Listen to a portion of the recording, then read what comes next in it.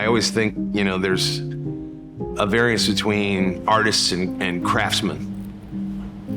I look at myself more as a craftsman.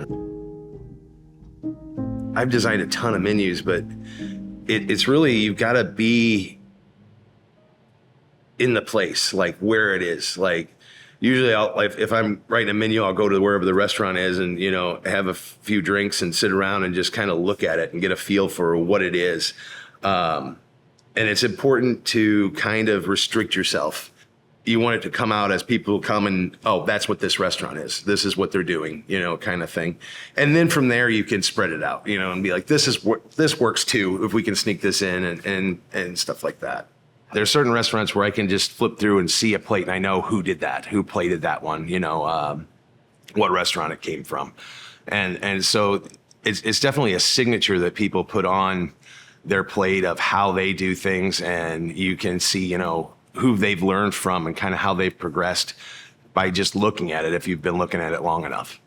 Running the crew is one of my favorite things. And when they get flowing, when you're on the line and you got 100 tickets, coming through, but everything's moving really nice, it's really great. It's a really great feeling when that's all flowing and happening correctly. And when I'm thinking of menu items, it says, oh, why don't we do this? Well, I've got 100 reasons not to, and now I have to figure out 1, 2 so we can do it, because you'll have one side of your line that's just getting hammered all the time, so you've got to try to take that over to a different station or something like that, or take a component away from them that is slowing them down, and you want to get it to where they don't have to really move. They turn around to the stove and they turn around to their to the pass, basically, and that's all. And getting them trained to where it's all muscle memory for them, and they're just moving in and out. But it's up to you ultimately to be sure they have all the tools that they need to do that. And, sometimes, a lot of times I'll set up a station for somebody the first time and you come back and it's changed because they want it. It's easier for them here. Or, it's important to pay attention to that, to what the guys that actually do this stuff, that are actually cooking 10 hours a day on the line, are going to have a better feel for it than me on the other side. You need to be very diverse in what you know. Are you an electrician? Can you do it when you have to? Can you plumb? Because you got to do that now. And things like that.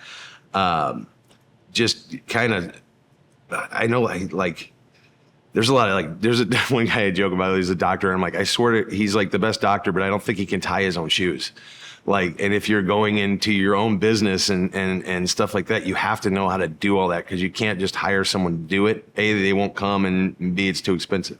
Partnering with the right people, if you're lacking here, recognize that you don't have that skill and partner with someone that does, that might not have your skill. I think that's an important aspect of it.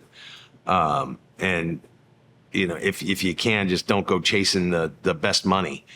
Start where you want to be and stay there. And if the money will come later if you kind of learn what you're doing, without rushing into it. There's this big rush to, I've got to get out on my own. And I understand that. I've done it a lot, but there's also something to be said for getting the experience.